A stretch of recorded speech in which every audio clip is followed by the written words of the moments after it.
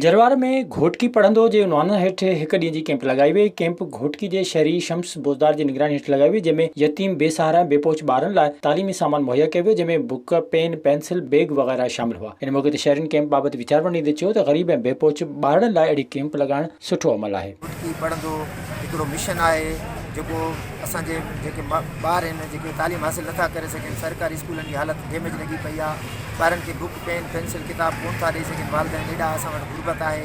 तंहिंजे लाइ असां इहा कैंप हीअं आहे गरीब ॿार जेके आहिनि उन्हनि जे लाइ जेको किताब पेंसिल रबड़ या थेला वग़ैरह हीअ गॾु करण जो जेको सिलसिलो शुरू कयो आहे, हीअ तमामु हिकिड़ो सुठो कमु आसुल कमु आहिनि। इहे त ग़रीब ताईं पहुचणु का शइ पहुचाइणु, थरंदी वारनि दोस्तनि खे शहरनि खे ॻोठाणनि खे गुज़ारिश कंदुसि तव्हां जेको कुझु ॾेई सघो अचो हिन कैंप ते पहुचायो। दोस्तनि गॾिजाणी कई आहे, ॾाढो तमामु सुठो कमु आहे।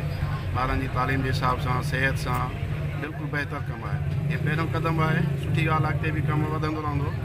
इहा संगत सदाईं जुड़ी रहे ऐं कमु सदाईं जेको पेन पेंसिल बुक जंहिं ॿारनि जी ज़रूरत आहे उनखे पहुचायो वञे। इन मौके ते शहरनि तोड़े साफ़िन कैंप में पहुची भरपूर सहकार जी ख़ातिरी पिण कराई। विज़िट कयो अवामी आवाज़ मीडिया ग्रुप जी वेबसाइट awamiawaz.pk।